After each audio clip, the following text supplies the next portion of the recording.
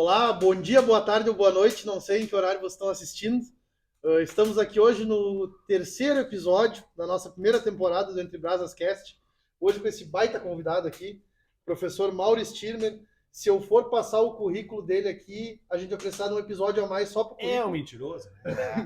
Então, vou deixar o Gonzalo se apresentar aqui. Você já nos conhece, mas fazer uma breve apresentação aí. Meu nome é Gonzalo, sou colega aqui do Rossi no Entre Brasas, né? Nós somos os hosts desse podcast e hoje o nosso ilustre convidado, vamos convidar ele a se apresentar, né? Quem que tu é, onde tu nasceu, onde tu construiu tua vida, onde é que tu mora hoje, filho e tudo. Bom, pessoal, boa noite, boa tarde, boa madrugada, que a gente fala nas aulas, né? Prazer estar aqui. Meu nome é Mauro, então. Sou natural de Santiago, não quero me exibir, mas sou de lá, né? Então tenho uma conterrânea aqui. Então eu brinco essa questão de exibir, depois eu conto a história para vocês. Sou da Justiça Militar, atualmente estou na direção da Justiça Militar, sou professor aqui da FADISM, a Faculdade de Direito aqui em Santa Maria, e do CEISC, onde a gente prepara para a OAB. E sou amante de esportes também, agora estou descobrindo a vida mais esportista aí na sequência. Mas é um prazer muito grande estar aqui e a gente vai conversando. Agora eu vou me apresentando, contando algumas verdades, outras nem tanto para vocês aqui. Mas queria parabenizar, Gustavo, desculpa antes, essa iniciativa de vocês trazendo pessoas aqui para contar a sua história, bater um papo, para ser entrevistado, realmente ela enriquece, né, culturalmente. E também um podcast diferente. Vocês perceberam que a gente está aqui numa parrija, vamos comer uma carne, estamos tomando um vinho escondido, mas estamos tomando, e vai ser uma baita noite. Com certeza. Gostaríamos também de agradecer ao nosso patrocinador, Brasino, Açougue e Brasino Choripanes. Essa parte eu gosto de deixar pro Rossi, né? Porque o Rossi já sabe até o endereço de cor. O cara do Merchan. Então, pessoal, agora ele me deixou em maus lençóis, tá? Eu sei o endereço, mas eu não sei decorar o número. Enfim, fica ali na Rua dos Andradas, nos fundos do Hospital da Unimed ali, bem próximo do Pastelão. Mas tem no arroba deles. E tem no arroba deles o endereço. Então vocês podem verificar aí no Instagram, peço que vocês sigam eles também. Em algum momento aqui no vídeo, eu não sei aonde, nosso editor vai colocar o arroba deles ali. E também então, o arroba do Mauro, né? Para quem quiser seguir ele, acompanhar toda a trajetória dele como professor, como profissional, né, da Justiça Militar. E agora vamos às perguntas, né? Vamos lá, Rossi. Então, já que o Gonzalo me deixou incumbido dessa, eu vou iniciar. Então, Mauro, a gente conhece toda a tua trajetória. Fomos alunos, né? Inclusive, eu não fui, o Gonzalo foi aluno, a Manu foi aluna também. E eu queria te fazer uma pergunta que hoje eu acho que a CEISC é o que te dá uma visibilidade maior hoje a nível de Brasil. Por ser professor da CEISC, ser um dos melhores cursos que a gente tem no Brasil, se não o melhor. E eu queria te perguntar como é que foi essa tua entrada na CEISC, como é que foi tudo isso, quando é que tu decidiu que tu ia partir para esse lado do curso preparatório? Beleza.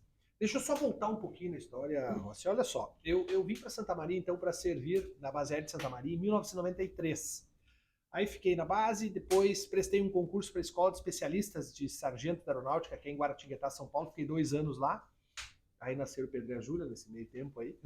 Aí vim para Santa Maria e aí comecei a cursar o Direito, né? Depois, pensando em crescer, comecei a fazer concurso. 2003 me formei, 2004, 2005, nada de aparecer nome nos editais. Depois de 2005, aí sim apareceram em vários, e eu, graças a Deus, consegui optar por ficar em Santa Maria, que é a terra que eu tinha, né, que eu escolhi para viver. E apenas não andei mais 12 quilômetros até a base aérea de Santa Maria, mas andei 1.500 metros até a antiga auditoria no final da Medianeira, para quem é de Santa Maria. Hoje nós estamos lá junto aos outros justiças, mas nós éramos lá no final da Medianeira. Aí, eu já aprovado nesse concurso, onde eu queria estar, eu digo, mas eu tenho que melhorar ainda mais, melhorar e assim, para não... Eu sempre fui estudioso, gostei de estudar, né? Eu digo, vou começar a dar aula. Aí comecei a dar aula no cursinho, vi que era o que eu gostava, um cursinho aqui de Santa Maria, vi que tinha um pouco de jeito pro negócio. Aí fiz meu mestrado, né? Porque eu queria entrar numa graduação, aí entrei, tive a oportunidade de dar aula para vocês, na FADISM, também dei aula em outras instituições. E eu tive uma trajetória de cursinho, começou lá em Porto Alegre, né? Num cursinho jurídico lá, que era um dos maiores à época, o Verbo Jurídico.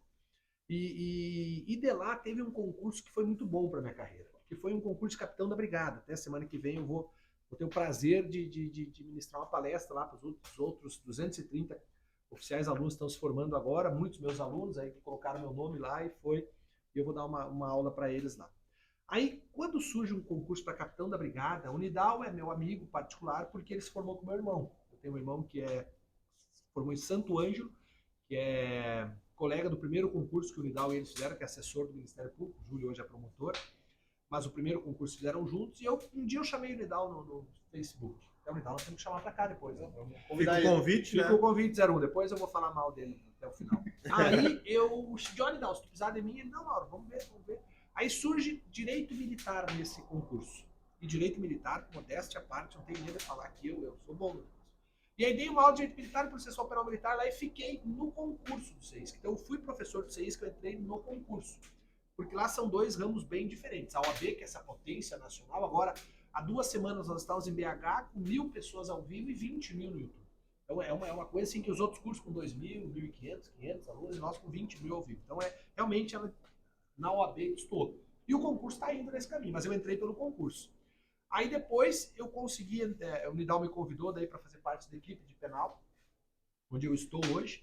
E aqui lá é mais do que uma família, né, cara? O CEISC ele cresce por causa disso. Ele tem aquela essência de ser de um professor. Por que eu digo isso, Rossi? Porque o Nidal é o dono, né? Mas ele é professor, ele divide a cátedra comigo, divide a aula comigo, entendeu? Ele dá uma aula do outro. Então ele sabe das angústias, sabe das dificuldades, sabe do lado bom de ser professor e como nos levar nessa como um grande motivador. Então eu entrei pelo concurso e aí cheguei na OAB. Ele entende o cotidiano, o dia a dia. Tem agora uma situação bem interessante, que eu acho que eu nunca cheguei a comentar, mas quando eu fui aprovado na OAB, eu estava trabalhando na Câmara, então é aquela correria. O meu único estudo para a segunda fase foi a revisão turbo. Então eu peguei ele para a segunda fase. Eu comecei na sexta-feira, estudei sexta, sábado e domingo fui para a prova. Então, eu não lembro se era tu, se era o Nidal que estava dando uma peça lá e na hora tocou o alarme do CEISC. Nidal. E o Nidal pega e fala assim, isso aqui é um sinal de Deus, não sei o quê. E eu digo, cara, eu vou estudar essa peça. Não tenho tempo para estudar todas, eu vou estudar essa. Qual foi a peça que Foi Reze. Reze, pessoal, para quem não é do gênero, não é reze, é recurso em sentido estrito, que cabe de algumas decisões, notadamente de juiz monocrático, mas não é o reze de rezar, rezou e passou, não. Mas reze. Mas rezou também. Se caiu reze é muito bom de fazer. É muito bom. Aí eu cheguei, fiz e passei. Então hoje eu vejo o pessoal acompanhando vocês nas redes e até eu comento que dá para perceber que o CEISC hoje se tornou uma família. Os alunos com os professores. E os não gostam muito de nós, como eu não gosto do Nidal, é recíproco, é verdadeiro. É uma questão de diferença de idade, né? O Nidal é muito mais velho. Muito mais velho. Basta ver que cabelo que é bom não tem, né? Ah, não, já foi tudo. 10-01, não tem cabelo. Né? E aí? Mas é uma coisa muito legal mesmo. Fazendo um adendo ao Rossi, né? Eu gostaria de agradecer também aos professores do CEISC, ao Mauro também, porque eu vejo que muitos comentam e é uma realidade, né? Hoje, no direito, né? Muitas pessoas não têm a condição de pagar para ter um bom curso preparatório para a OAB e para concurso. E essas revisões de turbo, de uma semana, de alguns dias, às vezes salva essas pessoas que não têm condição, né? Eu vi alguns colegas meus durante a faculdade que aproveitaram essas revisões turbos e conseguiram. O mesmo que o Rossi, graças a Deus não é a condição, né? Não foi por falta de recurso, mas sim por falta de tempo. Exato. Mas é uma coisa que, para mim, foi um dos motivos que eu quis fazer o CEISC também, que eu acho que não só nós temos que ter o cunho econômico, né, que é necessário para todo mundo sobreviver, mas também o cunho social, que é a profissão de professor, né, que é de educar não só um aluno, mas uma sociedade que vai vir depois, né. Gonçalo, nós temos essa revisão turbo. Na verdade, a revisão turbo, até para informar o pessoal, ela corre em 2 momentos. Tu usou ela para a segunda fase. Isso. Mas a grande maioria do país, vou dizer assim, do país, olha que interessante para dizer, a maioria do país usa ela para aprovar na primeira fase. Porque daí a revisão turbo, elas são 2 semanas de aula. E olha que interessante o método CEISC, fazendo uma propaganda, que tomara que o Nidal ouça esse podcast. Ô, Nidal, patrocina nós aqui. Boa. A gente não é patrocinado ainda. Olha só, mas o que é o método CEISC? O método CEISC é uma metodologia específica em ler aquele material que a gente produz, assistir a aula e resolver questões. Nós colocamos esse método para dentro da revisão turbo de graça para o aluno. Então, Gonçalo, funciona assim. O aluno assiste uma aula hoje de manhã, tá? Ele primeiro recebeu o material que é dar uma lida. Ele assiste uma aula hoje à noite, e amanhã de manhã ele resolve questões com os professores.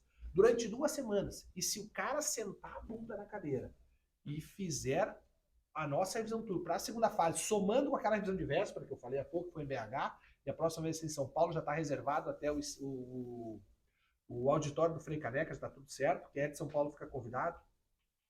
Ele passa. Ele passa para a segunda fase. Aí tem que ter um pouquinho de proatividade, experiência, escritório para fazer o que tu fez, né? Daí o ideal é realmente se dedicar. Eu não tinha nenhuma experiência. Eu cheguei ali na segunda então foi fase. O Rezi mesmo. Cheguei então na sexta-feira, às 4 da tarde, e eu falei, bom, agora vai. Então vai agora... ter que ir. Que bom que foi. E foi. Vamos... Uma curiosidade, né, que eu acredito que muita gente queira saber. O que te fez ir para a linha do direito? Escolher a tua carreira, construir a tua carreira profissional em cima do direito. Gonçalo veio numa família muito humilde em Santiago. Humilde mesmo. Meu pai era mecânico da Furquim, lá chefe do pesado. Tempo frio como hoje. O pessoal em Santa Maria hoje agora deve estar fazendo uns 8 graus. Tá? E de manhã estava 6, agora deve estar uns 8 graus. Meu pai trocava fecho de mola de caminhão na Furquim. Porque ele sempre foi de botar a mão na massa, ele era chefe da oficina, mas trabalhava igual. Recebendo um salário mínimo e pouco lá. E eu sempre vi que eu tinha que dar uma estudada. A única chance minha e do Júlio era o estudo.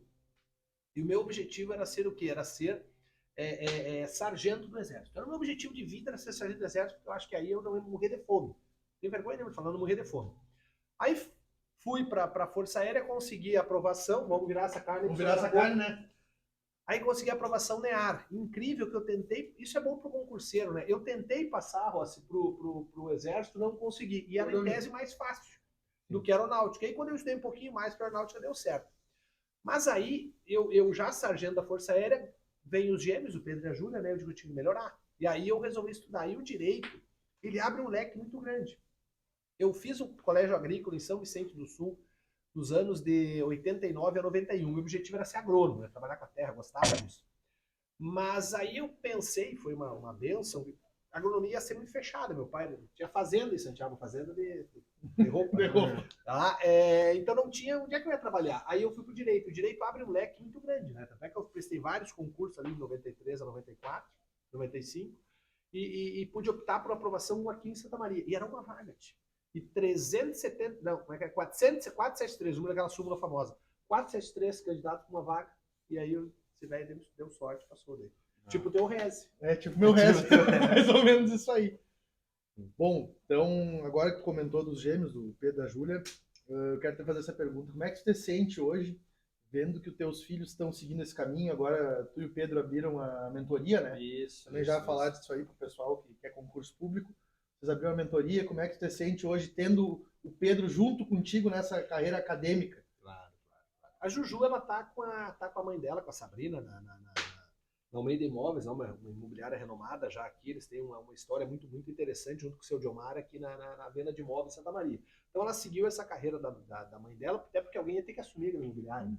Então ela tá muito bem lá, e hoje campeã de pádel, a Juju, né? Bicampeã, ela me corrigiu esses dias. Bicampeã de pádel. O dia que eu botei lá pro pessoal adivinhar, ela me falou, e ele é pai da bicampeã brasileira de pádel. Eu falei, E ela agora tá indo para disputar o Pan-Americano no México, tá nessa pegada aí. E o Pedro, né, cara? O Pedro é uma grata surpresa, porque ele agora... a gente está trabalhando muito próximo, né, em razão da Estímulo Mentoria, que ele é o grande capitão dessa pegada aí, que é uma mentoria diferenciada, até depois a gente pode conversar sobre ela, e tem um viés social também, assim como vocês que teve nessa nossa mentoria, uma proposta nossa de que o valorzinho que entrar ali a gente vai fornecer bolsa. Isso é uma coisa até porque eu não vivo de lá, né? Eu quero que o Pedro siga a vida dele, já está aprovado em 3 concursos esperando ser chamado, e a Estímulo vai estar lá para quem sabe ganhar uma grana, mas quem sabe ajudar pessoas. Esse é um dos objetivos. Eu tenho muito orgulho do Cabeça, de Cabeça. O Cabeça é diferenciado, sabe? Ele é esforçado, se ele bota um troço na cabeça, ele vai embora. Vamos gritar. E a Juju, né? Também, né? Fica aí também o Pedro, né? Quando quiser participar do podcast, né? Também foi convidado hoje, mas que estava impossibilitado por saúde. Vamos ver, Cabeça. Ou a mulher não deixou, não sei. Eu acho que é dois, Andressa. Então, agora, né, que a gente começa a conhecer um pouco mais do Mauro, né? Eu gosto de dizer assim que por mais que a gente conheça as pessoas que vêm aqui, hoje a gente conhece praticamente todos os nossos convidados, mas são coisas que a gente não tem tempo, né? Tanto na aula ou em alguma conversa de corredor como tinha, né? E para nós, também digo até pelo Rossi, assim, que como é gratificante conhecer a história das pessoas, né? Porque a gente tem uma visão da pessoa lá, hoje lá, dando aula, para nós, vendo o sucesso, né? E aí a gente, para mim, assim, o que eu vejo, assim, né? Hoje tu é uma figura pública. Como foi para ti sair de uma pessoa mais reservada, que é um funcionário público, né? Que já dava aula, que era conhecido pelos teus alunos, e como é que foi quando explodiu o CEISC? De hoje 100 mil seguidores no Instagram, nas outras redes sociais não tenho ideia. Como que é conviver com esse assédio, se dá para se dizer assim? Não vamos dizer assédio, É, não me queima, mas vamos dizer mas, sendo bem sincero, Gonçalo, eu nunca na minha vida, e eu digo isso todo dia de manhã, quando eu acordo, eu agradeço. Eu tenho ideal, assim, né? Todo dia eu agradeço, faço a minha reza, eu sou muito, acredito, né, em alguma coisa, não, mas acredito. E aí eu rezo, agradeço pela saúde dos 4 meus piá, né, o Pedro, a Júlia, o Murilo e o Otávio. E também pelo que está acontecendo com a minha vida hoje. Porque eu nunca pensei, e eu digo isso, estima, minha esposa de gorda, nunca pensei que nós ia estar desse jeito. Que eu ia estar desse jeito. Esses tempos eu estava com eles num hotel em Foz do Iguaçu. E publiquei que estava lá. Uma menina enlouqueceu e ela foi lá, levou bombom, tirou foto comigo. Algo assim, de quando que eu ia pensar isso? A gente vai para São Paulo, BH, forma fila, cara. Forma fila. Eu e o Nidal ali, fora uma fila aqui, fila ali, a galera tirando foto. Jamais eu pensei que aqui... Fila com o pessoal de penal, né? Porque penal é melhor que civil. Bem melhor que civil. Muito melhor. Muito melhor que civil. Então é uma coisa que eu nunca pensei na minha vida que eu ia conviver, e eu acho que eu convivo tranquilo com isso, sabe? Até porque na rede social que tu falou, 100 mil, mas eu faço um projeto social na minha rede social que é o Penal em Movimento, que é aquele pedalzinho que eu fico fazendo meu cardio de manhã, e a galera entra lá e ajuda muita gente. Eu fecho a prova da OAB. Não tô mentindo, só ir lá e olhar. Tá lá no Prof. Mauro Estima no YouTube, tá lá todos os que eu subo. Eu fecho a prova da OAB de processo penal só com as lives. Ou seja, o cara que você prestar a ficar ali comigo pedalando, vai. E aí, quanto custa isso? 0,800. Ali eu tô, já que o Papai do Céu é tão bom pra mim, deixa eu ser bom pros outros, né? Aí eu uno útil, que é fazer o meu cardio, ajudando os outros. Perfeito. Agora eu quero te fazer uma pergunta de um cunho um pouco mais pessoal. O cara que saiu lá de Santiago, veio para Santa Maria, foi para São Paulo, como tu falou, enfim, cresceu na vida. Mas eu queria te fazer uma pergunta. Quem hoje, ou no passado, são as tuas referências? Pessoas que tu olha e que tu fala assim, eu quero fazer o que aquele cara fez, ou eu vou me espelhar naquele cara para crescer. Então, tu admira, assim. Isso, eu tenho 2 chefes hoje. Eu gosto porque eu sou chefe de várias pessoas e tenho 2 chefes, né? Eu tenho o Dr. Celso, que é outro cara para vir aqui também, um cara bueiro de conversa. Se tem um assado, ele vem. Vou mandar pra ele, vem. Então, o Celso é o juiz federal mais antigo do Brasil hoje. Celso Ligoni. E ele não é meu chefe, é meu amigo, meu paizão, né? E eu admiro ele, assim, de uma forma... Porque, cara, e assim, o Dr. Celso, ele é um cara trabalhador. Ele tá com 72 anos e todo dia ele me enche o saco de manhã, de tarde. Maurício, vamos ver. Ele é muito mais proativo do que alguns colegas dele que são muito mais jovens. Então, o cara é foda. Então, o Dr. Celso, eu me espelho muito dele e no Nidal, né? Porque é o outro chefe que eu tenho, que é um cara diferenciado também, que era um servidor público, hoje é um bilionário. Tá? Com 3 casas e não sei o que. Aquele carro dele lá, eu não sei que carro é aquele que ele tem. Mas, enfim. Então, são pessoas que eu me espelho. E o Nidal, por esse cunho de querer ajudar os outros, sabe? O Nidal é um motivador, ele nos motiva como professores, mas ele é um ídolo que eu tenho, assim, do cara que saiu lá de São Luís. A história do Nidal é muito parecida com a minha, assim, porque ele e a Nath, a esposa dele, de família humilde, o casamento dele, morou numa casa bem ruim, ele gosta de contar essa história pra mim, já me contou várias vezes com uma lágrima nos olhos, e hoje, aquilo que eu brinquei de casa, não tô brincando, é verdade, o cara tá, entendeu? E sem esquecer dessa história dele, entendeu? O meu medo é esquecer quem não, nunca esqueceu. Então são as 2 pessoas que eu me espelho, hoje são meus chefes aí que eu tenho nessas minhas 2 principais profissões aí. Perfeito. Então agora vamos para o presente, né? A hora mais esperada do nosso podcast. Só que é diferente aqui. Aqui é diferente, como vocês já sabem, mas o nosso convidado ainda não, só se ele assistiu o podcast. Essa parte de explicar o presente eu não vou fazer, porque depois pega mal para mim, porque eu sempre acabo cometendo um erro. Então aqui nós temos a linha de linguiça caseira do Brasino, tem a tradicional com queijo e bacon, e tem mais todos um monte de sabores que toda hora eles estão lançando. A gente não sabe quais são os outros sabores que toda hora estão lançando novo. Não dá tempo de atualizar. Lembrando que os choripanes também são feitos com a linguiça tradicional, é muito bom.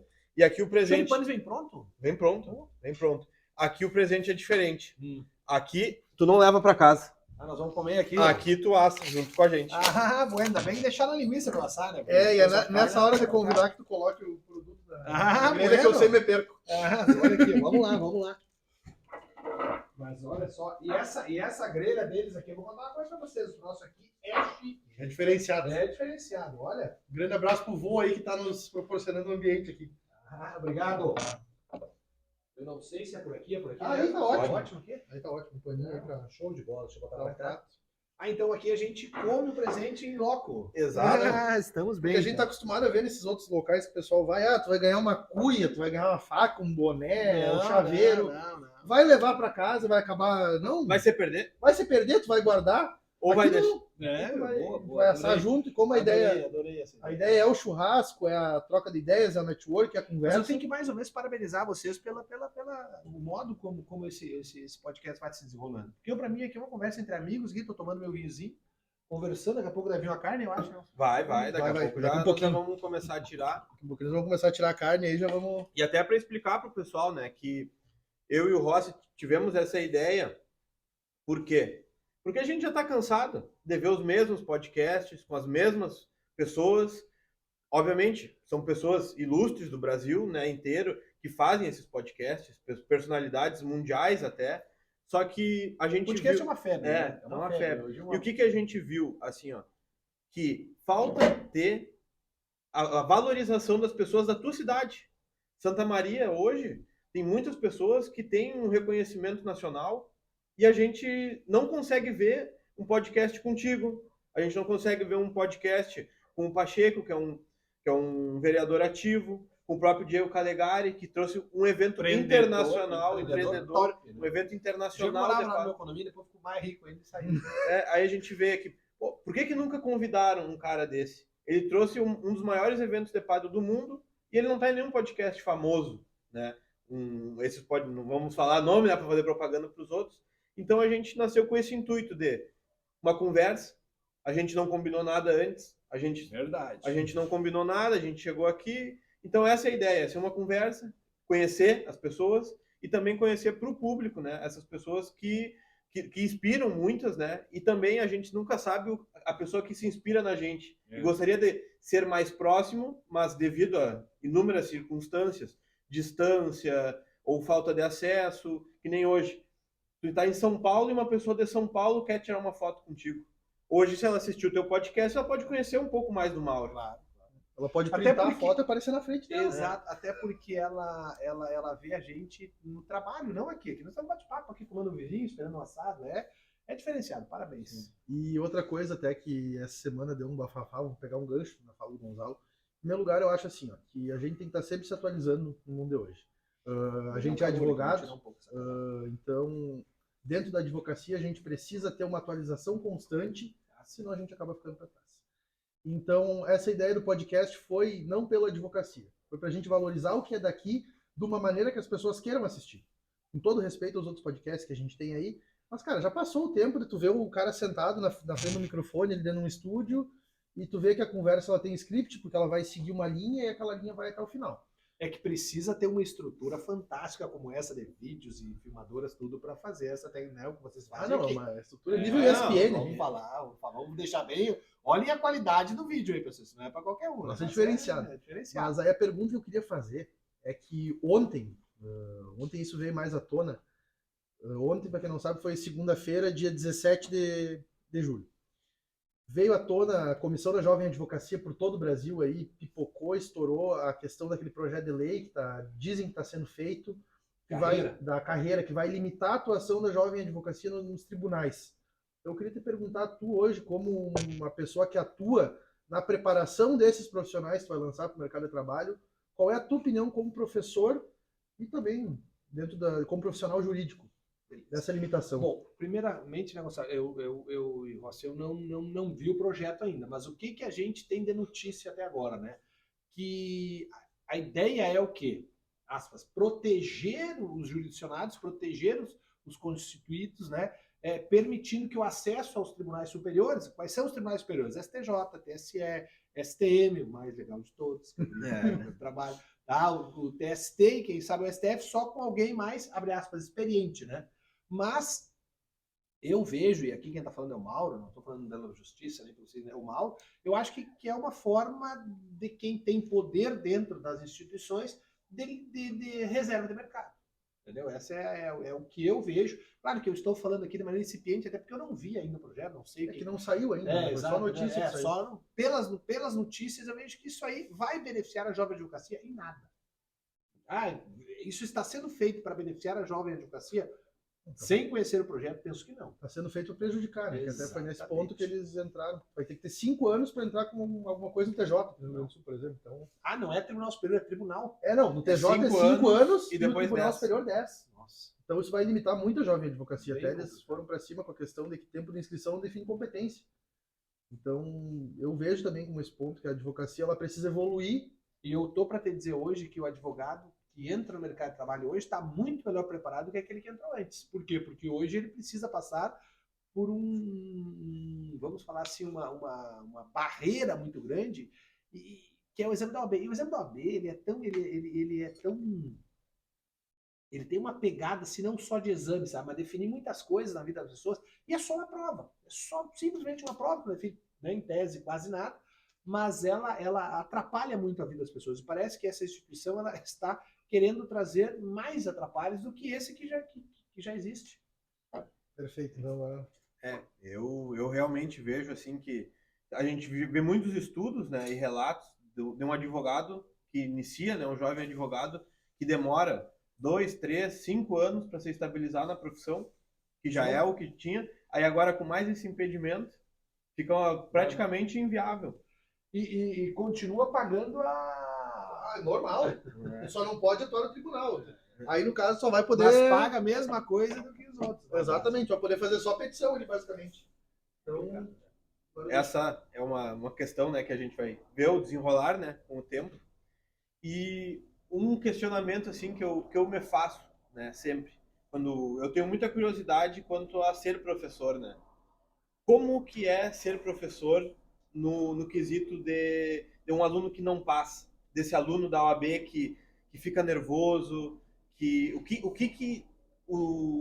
tu como professor hoje tem de técnica, de método, de palavras para ajudar essas pessoas, não digo só na OAB, mas também em concursos, no geral, assim, para essas pessoas que se sentem travadas, que sabem, mas acham que não sabem. Perfeito. Gonçalo, o grande gargalo hoje assim que eu vejo não é a falta do conhecimento jurídico, não é.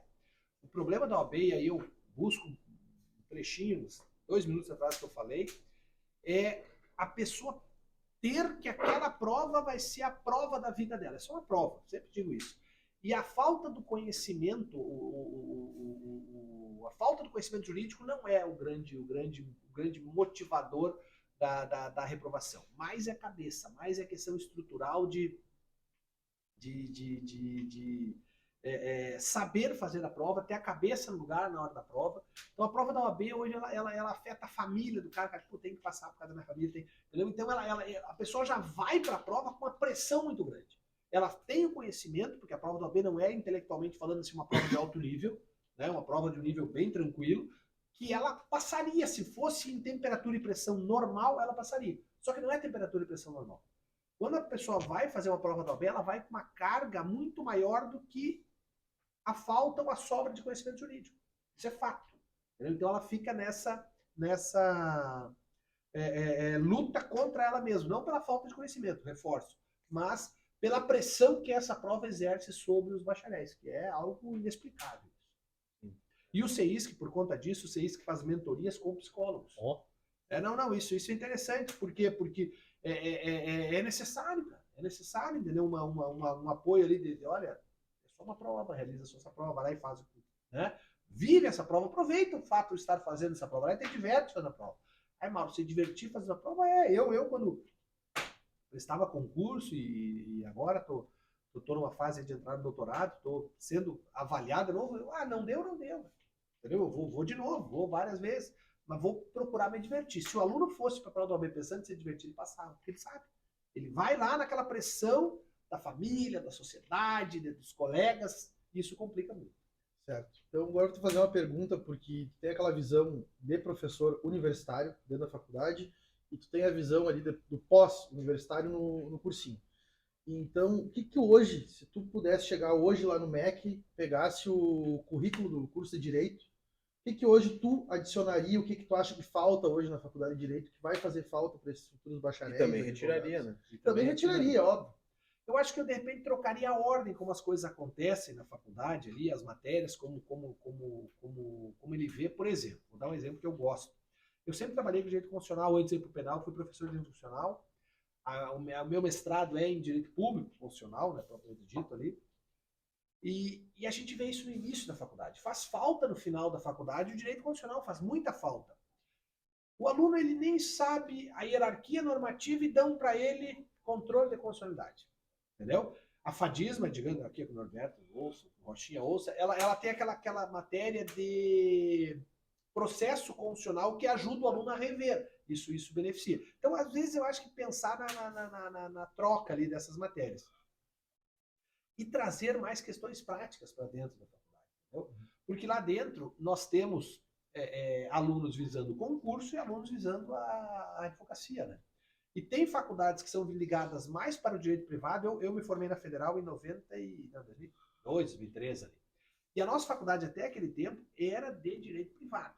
Ela era de direito privado. Depois trocou, deu uma oxigenada nos professores ali, e hoje é uma visão mais de direito público, né? Então, vemos uma linha de pesquisa mais de direito público, até que o mestrado deles é uma linha lá bem até difícil de entender aquela linha, mas é de direito público, né? Então, o que eu faria não seria tirar, seria de repente dar uma reorganizada nas matérias. Mas tu deixou uma deixa ótima. Teve uma deixa aqui que eu tenho que pegar para falar. Olha lá, cara, não podemos perder essa. Vamos ficar sem a boia. Vamos mexer aí. Enquanto ele mexe lá, nós conversamos com o pessoal. Olha só, o que eu percebo? Isso eu já senti muitas vezes. O cara chega para mim no cursinho e diz, Mauro, que baita aula que tu deu, cara. Agora que eu fui aprender inquérito, agora que eu fui aprender sobre o crime tal, sobre ação penal, é a mesma aula que eu dei pro Gonçalo na faculdade. A mesma. Isso eu queria deixar claro, né? O Mauro me deu aula na faculdade, mas eu só aprendi vendo o cursinho da OAB. Viu? Sabe por que isso? Não, sabe por quê? É a mesma aula. Só que eram pessoas diferentes assistindo a aula. Era um aluno que está na faculdade, porque está na faculdade, ele quer ir lá mais para aproveitar a faculdade, e o cara que sente aquela água batendo naquele lugar, de tem que fazer alguma coisa. Aí ele senta e ele foca. Então, às vezes, isso aqui é importante.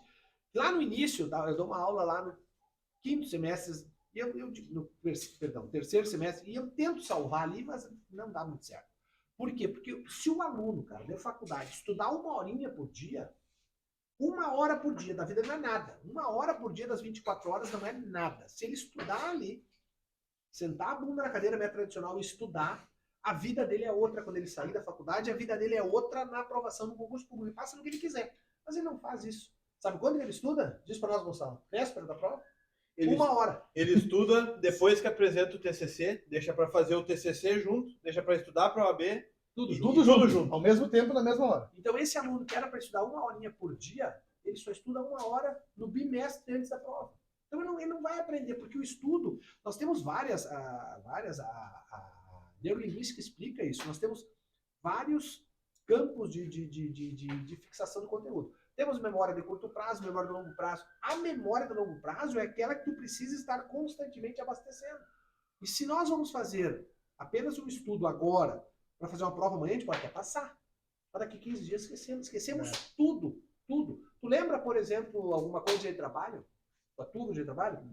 Às vezes, mas eu não... Entendeu? Não Por quê? Tu aprendeu isso, só passou para ti em algum momento. Pessoal, mas tu já...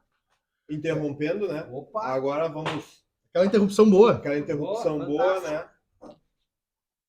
Lembrando que a gente vai saber ainda se o Rossi sabe direito do trabalho. Não vamos... Isso não vai... Isso aqui não vai...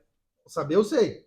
Não quer dizer que eu goste. Exato. Mas direito de trabalho é complicado. Tem o professor Luiz, que é um cara bueno, também depois eu falo dele, que ele fala muito de direito de trabalho. O direito de trabalho está crescendo muito na OAB hoje. Muito. Porque, infelizmente, é mais fácil. Né? E o aluno vai lá e tenta passar. Até agora, a Manu estava no time do civil, né?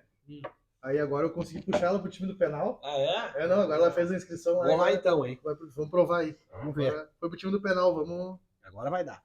Vai dar com toda certeza, não é esses professores. Nossa. Mas o porquê que eu fiz essa pergunta? Agora eu estou atuando bastante nas redes sociais ali e eu sempre vejo muita gente me chamar e me comentar. Aliás, quero te dar os parabéns. Eu falei, mandei uma mensagem para ele. A tua rede social tá no caminho. Muito obrigado, doutor. Tá no caminho. É uma honra. Tá muito no caminho, diga-se passagem. Muito. Uma honra. Então eu vejo muito pessoal falando que na faculdade falta a questão da oratória, falta a questão que a gente não tem noção o que a gente vai fazer quando sair da faculdade. Tu vai sentar na frente do teu primeiro cliente, tu foi um aluno 10 na faculdade, mas tu não vai saber cobrar um honorário. Muitas vezes tu não vai saber precificar, tu não vai saber fazer um contrato de honorários, tu não vai saber trabalhar o marketing. Uma procuração. Porque, como tu falou agora da ordem, eu, por exemplo, tive ética profissional no 3º semestre. Ética era outro exemplo que eu ia dar. Então, tu começa a pegar isso e começa a crescer. E dentro do direito, hoje a gente tem muita limitação. E eu entendo por que tem limitação, porque também tem muita gente que não tem bom senso. Mas foi mais ou menos nesse sentido. Então, tu acredita que falte isso nas faculdades? Certamente, essa questão de organização das matérias, como eu falei, e questão prática também, que eu falei aquela hora, o cara quer fazer concurso e a pessoa quer ser advogado. Existe, uma vez, eu levei os alunos, é interessante essa história, eu levei os alunos para o Uruguai.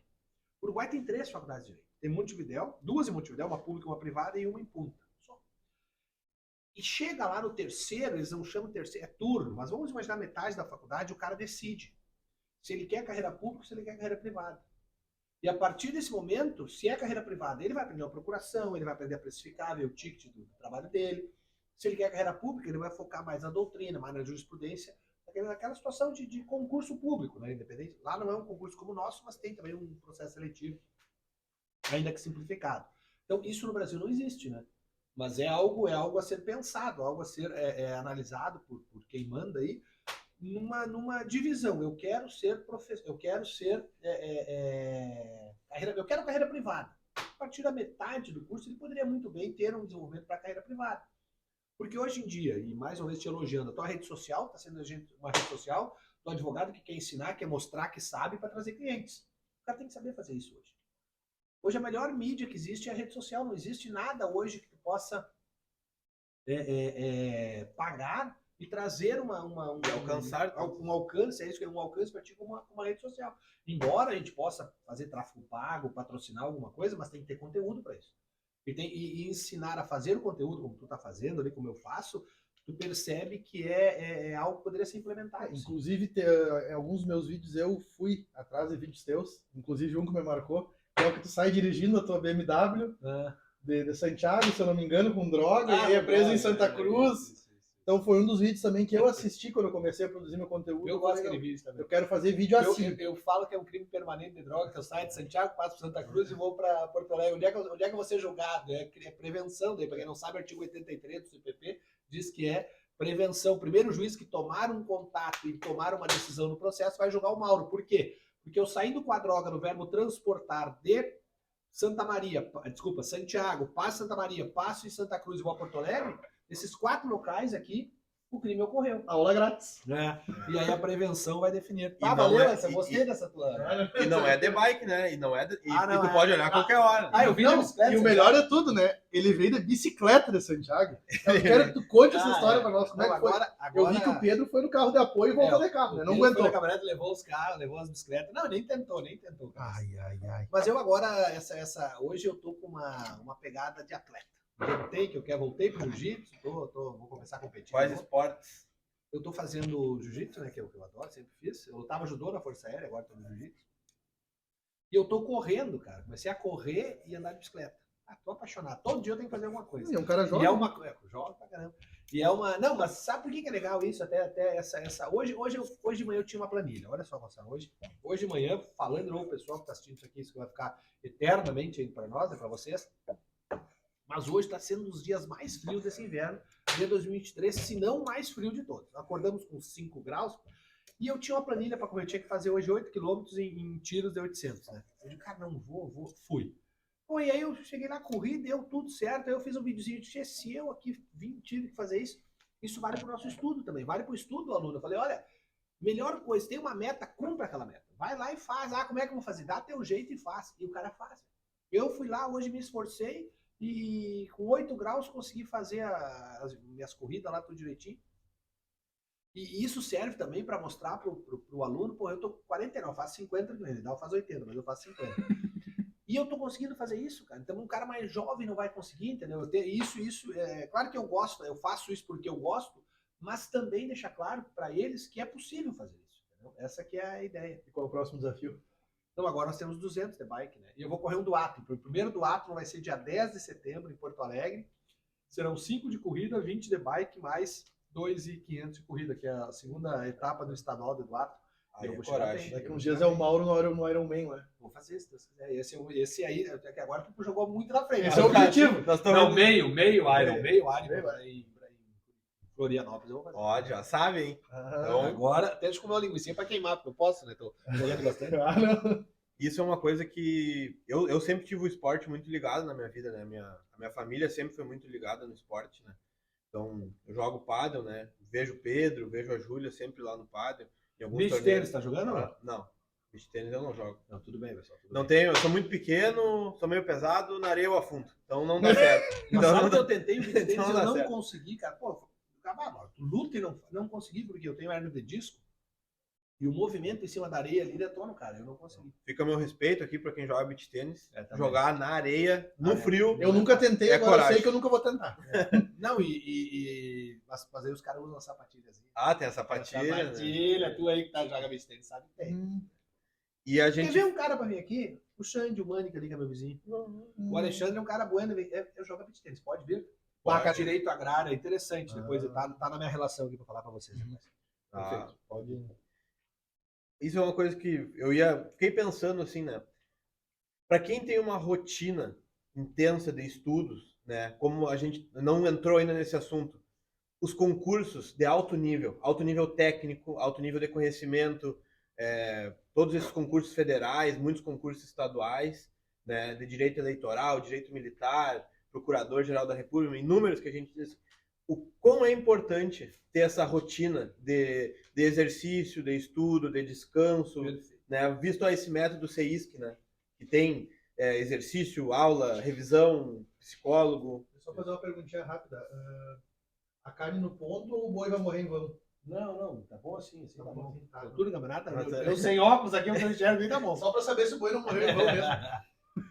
Mas, olha só, isso voltando a falar o que eu disse há minutos ali, sobre a questão da sinapse, da fixação do conteúdo. Hoje também a neurolinguística explica, de maneira muito bem tranquila isso, que é muito importante a oxigenação do cérebro, ou seja, que é importante o ensino, a aprendizagem e o exercício tem que andar junto. Tem que andar junto por vários motivos.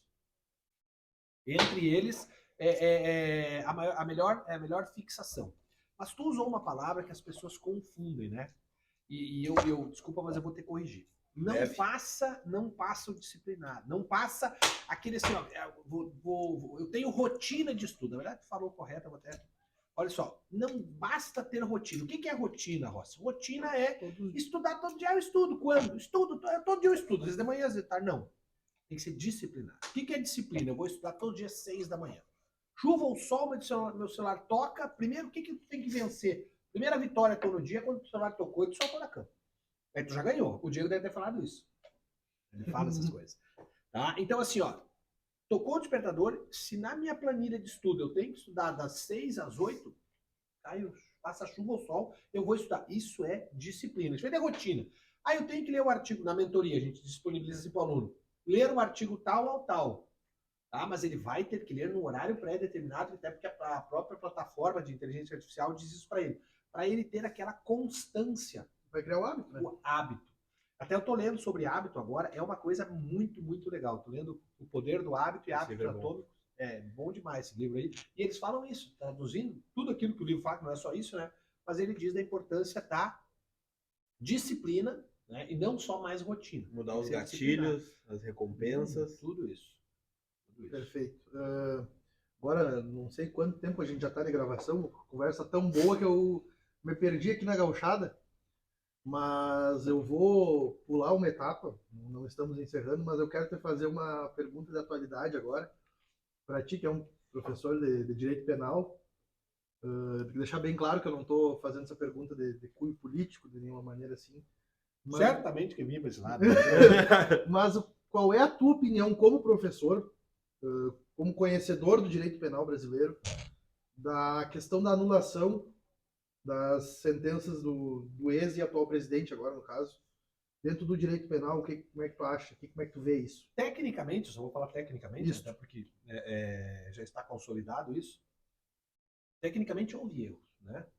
Houve erros e esses erros se deram pela parcialidade de quem a gente sabe, tá, né? Não precisa nominar ninguém. O nosso sistema é acusatório. O que é o sistema acusatório? De um lado alguém acusa, de outro alguém julga. Quando isso se mistura, o Supremo falou que misturou, isso aqui está errado. É como diz o professor Auri, as regras do jogo não foram respeitadas, o que sobrou para o STF fazer? Anular. Entendeu? Então foi no afã de se punir, né, no afã punitivo do Estado, não se respeitaram as regras e o não respeito às regras leva à nulidade. É simples assim.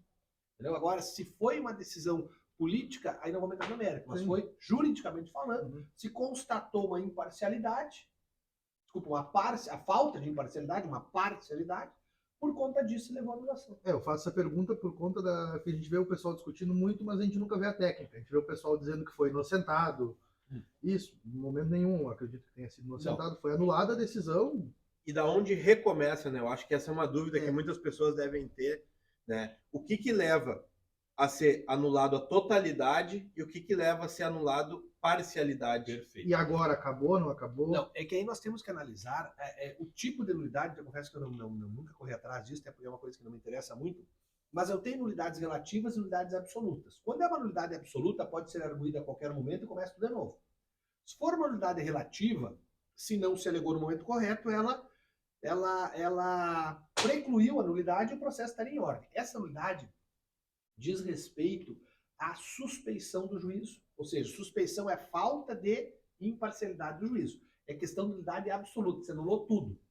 Mas, pelo que me parece, que a demora no tempo de julgamento, né, e houve uma interrupção da prescrição, correu ali, pelo que eu confesso aqui para vocês que eu tô viajando aqui, tá? Mas pelo que eu sei, pouco que eu li sobre isso, estaria prescrito aqueles demais crimes, né? E a vara de Curitiba não seria competente. Se não tivesse, teria que ter um processo hoje no Juízo Federal de Brasília, coisa que eu não tenho notícia se está rolando. Então, fica a resposta, né? Essa é uma dúvida que não só eu, o Rossi também, acredito que muita gente devia ter, né? Que a gente tem um assunto que é polêmico e a mídia não ajuda, né? A mídia não ajuda a gente... Mas uma coisa assim, ó, até teve um ex-governador de um estado grande aí, que ele ia para a televisão e dizia, eu fui absolvido. Não, prescreveu. Então, é bom que... Né, o que é... Pessoal, o processo penal funciona assim. Eu tenho o MP na ação pública ou o advogado na ação penal privada pedindo a condenação. Ao final, o juiz diz, julgo procedente, condeno, ou digo, julgo improcedente e absolvo. O advogado de defesa pode fazer uma defesa direta. Não foi o Mauro que matou. Defesa direta, negativa de autoria. Ou ele pode dizer, não vou dizer se o Mauro matou, não. Matar nula essa porcaria por isso, por isso e por isso. Chama-se defesas indiretas. Por exemplo, exceção de suspeição, exceção de coisa julgada, lei de dispendência, etc. Lá do artigo 81 preliminares. Até no meio do processo, mas enfim, lá do artigo 81 e seguintes do CPP. Defesa indireta, foi o que aconteceu. Quando um governador famoso aí teve seu processo, teve extinta a sua punibilidade, não foi pela absolvição, foi pela prescrição. Então corrigiam ele na televisão. Não, o senhor não foi absolvido. O senhor teve extinta a sua punibilidade por inércia do Estado. Aqui também, me parece que a absolvição não houve. Me parece, não tenho certeza, não houve uma absolvição. Mas houve uma nulidade que levou à impossibilidade de condenação de que nós estamos falando. São coisas diferentes. Então fica mais uma aula grátis, né? Mais um corte, provavelmente, né? Muito bom. Se quiserem mandar um pix aí para ajudar o pessoal e para pagar por essa baita aula que ele tá dando aí, a gente aceita também, né? Então, agora, né? Já indo para os finalmente, né? Como a gente gosta de dizer, a gente gostaria de pedir para ti, né? Que desse algum recado, assim, que tu gostaria que tivessem te dado. Assim, eu quero perguntar uma outra atualidade para ele antes. Claro, Vamos lá. Para quem não sabe, a gente tá aqui no Rio Grande do Sul, né? E aqui a gente tem uma polarização. Baixou o fogo ali, me esfriou aqui. Agora é uma coisa que vamos fugir um pouco do direito. Vamos lá. Aí. E a queda do técnico do Internacional, Mano Menezes, ontem. Não é queda, é ascensão do Cudê, Ah! não houve queda nenhuma. Provavelmente você que está em 2024 vendo este podcast, você diz, olha como o Mauro tinha razão. Seremos campeão brasileiro. Por quê? O Cudê tá vindo aí pra E da América. com o Mano não seríamos. Ah, mas o Mauro é um... tá vendo agora 2024? E eu tinha razão. Faz esse corte e manda lá no Instagram. Me marca lá, marca nós lá que a gente vai repostar isso E aí. dia 8 de agosto a gente vai estar lá no Beira-Rio, né? Deu acerto, claro. Inter e River, estaremos lá. Ah, certamente. Com toda certeza. Agora sim, agora eu deixo o Gonzalo aí. Aqui a gente gosta de perguntar, assim, uma coisa que o Diego falou, assim, dos bordões que nos dão durante toda a nossa vida, né? Um recado que tu gostaria de deixar para quem tá vendo o podcast, né? E que tu gostaria que tivessem te dito quando tu era mais novo, ou que tu escutou há pouco tempo atrás, e que aquelas palavras, assim, que mudam a tua... Se eu tivesse escutado o que o meu pai me disse quando eu tinha 15 anos de idade, tinha mudado a minha vida. Eu não escutei, mas não é uma piadinha. Mas olha só, o que eu poderia dizer para quem está nos assistindo aí nessa gurizada, principalmente, eu gosto de conviver com essa juventude, estudem. Porque assim, ó, eu amo o Brasil, eu não tenho assim, o pessoal tem muito aquela, pode ser síndrome, mas aquela questão do cachorro, né, Síndrome de vira-lata? Síndrome de vira-lata, essa era a palavra que eu queria achar, obrigado. Cara, eu amo esse Brasil. Eu amo o Brasil mesmo. Eu sou brasileiro. Ah, quer ir para os Estados Unidos? Não sei. Eu só vou lá, eu acho que vou levar uns piá na Disney, quem sabe. Pedro Júlio não for, eu não vou levar. Não precisa mais, tão grande. Vou né? trabalhar, né, vai? O Otávio Em Murilo. primeiro lugar, santiaguense, né? Depois brasileiro. Exato. Mas assim, eu não. Cara, eu amo aquele país. Cara, eu amo o Brasil, entendeu? Então eu acho assim, a síndrome de vira-lata, para mim, não. Qual é o melhor país do mundo? O Brasil, ponto. Isso é fato. Então, o Brasil, ele tem uma coisa fantástica em relação aos Estados Unidos. Vamos pegar os Estados Unidos. Lá, para tu ascender nas Forças Armadas, tu não presta concurso, tu presta uma seleção, mas para ser oficial, indicação do João, para ser sargento, indicação do Pedro, entendeu? Então tem isso. No Brasil não tem isso, cara. No Brasil não interessa de onde tu vem, não interessa qual era a tua família, não interessa teu sobrenome, não interessa porcaria nenhuma. Se tu estudar, tu vai embora. Ah, mas no mundo político é diferente. Agora vamos falar da tua sobrevivência, como eu pensei lá em 93, quando eu vim para Santa Maria. Na sobrevivência, se eu sentar a bunda e estudar, eu vou ser quem eu quiser ser. Eu vou ter a vida que eu tenho. Tá? Agora, em alguns países, o QI é mais importante que o estudo. E o Brasil não. Eu amo o Brasil por quê? Porque aqui no Brasil, se você que está me vendo aí estudar, hoje eu estou na metade da faculdade, estudo 1 hora por dia. E daqui 8 anos tu me liga para dizer onde é que tu vai estar. Isso muda a vida da pessoa. E manda uma garrafa de vinho, né? É, uma garrafa de vinho, por favor. Tá? DDV para cima. Tá? Mas então, assim, ó, minha dica é hoje, estuda, porque tu vive num país que prestigia a meritocracia, sem questão política nenhuma, é questão de Estado. A questão de Estado. O Brasil é bom, falando questão de Estado. Sai o João, entra o Pedro, com o presidente, não interessa. Uma questão de Estado. No Brasil, nós, se estudarmos, a gente vai para onde quer. Entendeu? Em alguns países, não, eu sou estudioso, mas eu sou da casta tal. Eu sou estudioso, mas eu não conheço ninguém no Congresso. Eu sou estudioso. Não. Aqui não tem isso. Tu pode fazer um concurso para militar, para funcionário público. Tu pode entrar numa faculdade de medicina, faculdade de direito, sem usar o teu nome, sem usar teus pais, só estudando. Então, a dica para ti, estuda, que a vida muda. É isso. Certo. E agora eu quero te fazer uma pergunta já relativa a isso também. Aonde é que tu, Mauro, daqui 5, 10 anos, tu quer estar? Onde é que tu quer, daqui 5, 10 anos, estar olhando Ganhando algumas trás? categorias de ciclismo, né? Agora que eu quero fazer o resto da minha vida, só que eu vou fazer o doutorado, vou estar com o doutorado pronto, mas o meu foco agora vai ser isso, sabe? Eu já achei, eu não quero, porque eu assisti esses dias, quem era que falou isso, cara? Eu adorei essa frase. Num podcast também, trabalha Piangers. O Piangers trazendo um escritor argentino. E eu adorei aquilo. A vida é uma viagem de 80 quilômetros.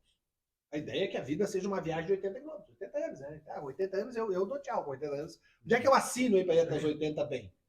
O Nidal já passou, né? O Nidal estaria fudido. Mas para ir bem até os 80, onde é que eu assino e deu uma bola. Tá? Então, assim, como a vida é um caminho de 80 anos.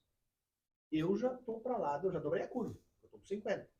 Entendeu? Então eu não tô mais numa fase de querer crescer. Não, se eu ficar onde eu estou hoje, para mim, resta que tá bom. Agora, o meu objetivo é cuidar da minha saúde e fazer esses esportes aí que eu achei agora como meu... Porque eu tenho que ser desafiado, sabe? Eu tenho que ser desafiado. E o esporte te desafia. Cara, o tatame do jiu-jitsu não tem lugar mais democrático. Não interessa quem tu é. Você entrou lá, a casa caiu, entendeu? Lá os caras te agarram no pescoço, ele tem... Ah, meu, isso não interessa. Aqui, Vai apanhar igual. deixou o pescoço, vão te arrancar o pescoço. Então, entendeu? É um lugar democrático. Sim. Então, o esporte tem essa... Ah, eu vou ganhar o campeonato agora, vou ganhar, não, vou participar, né? Só participar já é bom. Então, eu quero dar daqui quanto tempo tu falou? 10 anos, 5 anos? Entrar pra ganhar só se for a Júlia, né? Um abraço pra Júlia. Júlia. De campeão brasileiro. Então, eu quero estar praticando mais esportes do que eu estou praticando hoje. Verdade. Tendo saúde, isso é importante, tendo saúde para isso. Tomando um vinhozinho, comendo uma carne com os amigos, isso que importa. Vamos nos encaminhando para as atualidades agora, né? Vamos, eu Deixa puxei eu- uma antes agora, mas então vou deixar pra ti, cara. Eu já fiz uma antes. Olha, a gente já pegou tanta atualidade aqui, né? Vou até pegar mais uma linguiça aqui. É, porque eu Se tu venho- quiser pensar um pouquinho mais, eu tenho uma pronta. Não, então pensa, eu tô pensando aqui. Tá, agora já acho que, se eu não me engano, 2 de agosto, alguém me corrija se eu estiver errado. Vai voltar o plenário do Supremo a votação da descriminalização das drogas do porte do uso pessoal. Isso. Das drogas, não, da maconha. Da maconha. Isso. Mas é que teve ministro aí, que eu não vou citar o nome, que acabou tentando mudar e Aumentar levar um para pouco todos. mais, tá. Eu, Mauro, sou a favor da legalização da maconha. Eu, Mauro, nunca falei isso, acho que eu nunca falei isso, mas eu tô falando agora. Aí, ó, vai ser Tá. cortado. Não precisa cortar. Não, cortado para colocar no corte. Ah, tá. Não, assim, ó, porque eu acho que tem muita droga pior aí. Vou dar um exemplo, tá? Que eu gosto de estar em aula também. O que é droga no Brasil hoje? Droga no Brasil é só o que está na portaria 344 da Anvisa. A Anvisa diz que o THC da maconha é droga, que o não sei o que da cocaína é droga, do lança-perfume é droga, não sei o que. Mas quer ver uma coisa que faz muito mal para as pessoas? É o tolueno, que é o princípio ativo da cola de sapateiro. E a cola de sapateiro, ela tem uma coisa tão ruim, que ela, quando essa gurizadinha inala a cola, ela vai para os alvéolos. Alvéolos é uma partezinha do pulmão onde ocorre a hematose. A hematose é a troca do gás carbônico pelo oxigênio. Cara, isso mata muito mais que maconha. A maconha é a porta de entrada para as drogas. Mas se eu estivesse tomando um vinho aqui, podia ser essa porta de entrada. Entendeu? Então eu acho que se hoje o Estado legalizar só a maconha, diga-se de passagem, tá? Que é uma droga que eu acho mais sociável assim. Como aconteceu em vários países, desde que bem administrada, vai evitar muitas prisões, entendeu? Vai evitar questões relacionadas ao tráfico. Porque hoje, se a gente for ver, dá para colocar sem medo de errar, 50% a 60% dos nossos presos, o Brasil é o terceiro país que mais encarcera no mundo, pelo tráfico. Tá? E muita gente é encarcerada porque é mula. Mula é aquela pessoa que só leva a droga de um lado para o outro. A maioria da droga é maconha. Se nós conseguirmos organizar essa distribuição, que eu digo de fato bem organizada, por que não legalizar? Eu acho que, salvo engano, eu acho que está a maioria para legalizar, né?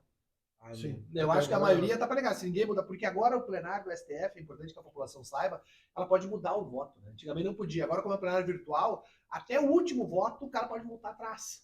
Tá? Então, se ninguém voltar atrás, teremos a legalização da maconha para uso recreativo, como é o Uruguai. Né? Foi o ministro Gilmar Mendes, eu acho que ele falou que teria que ser para todas, se fosse legalizar a maconha. Não. Aí o Barroso veio contra... O Barroso é favorável à legalização Isso, da maconha, ele veio contra as outras drogas. É até porque, tecnicamente, pode legalizar o que ele quiser. Nós já tivemos situações aqui no Brasil em que a cola de sapateiro não, o lança-perfume foi por um tempo legalizado. Lança-perfume tem na Argentina, ali, não sei se tu conhece lança-perfume, o pessoal conhece aí o negocinho lá, tá? Foi legalizado aqui no Brasil porque saiu da portaria. Depois voltou para a portaria. Logo depois. Logo depois foi para beneficiar alguns parentes. O pessoal queria fazer uma festa lá, eles tiraram e botaram e colocaram de novo. Então, a gente pode ler. O que vai ser essa legalização da maconha para a população entender? Retiro da portaria 344. O THC não é mais considerado droga. Perfeito. E agora, não é tão Meu outro atual. pedaço, cara, que tu vem com outras perguntas. Não é tão atual assim, mas a minha mãe, ela é concursada, né? Ela trabalha no serviço público, na Procuradoria do Estado do Rio Grande do Sul.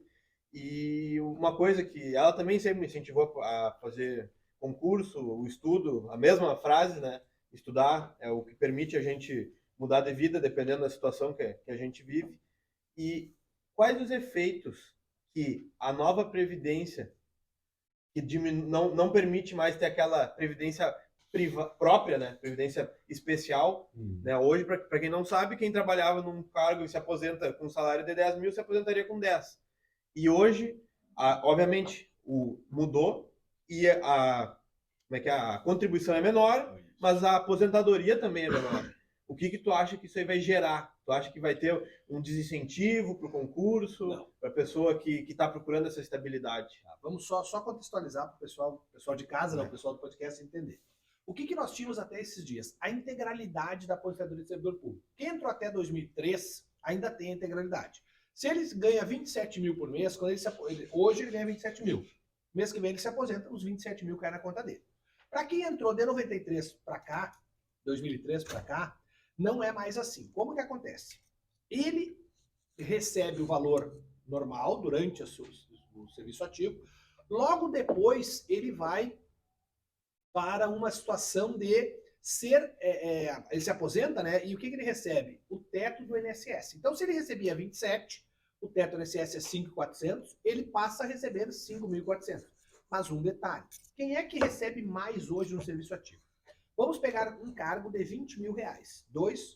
Um entrou subsídio, tá, que é a parcela única, um entrou em 2 mil, recebe 20 mil. O cara entrou esses dias, entrou em 2022, passou no cargo, recebe 20 mil. Perfeito? Esse se aposenta integral, esse não. Só que esse aqui desconta 3, 4 mil de aposentadoria. Então o líquido dele dá 16. Esse aqui desconta 300 reais. Então o líquido dele dá 19.700. Então aí vai ele se preparar. Exatamente. Então hoje, e tanto isso para ter uma ideia, Gonçalo, o que acontece lá no tribunal, nós tivemos recentemente a possibilidade de adesão para esse.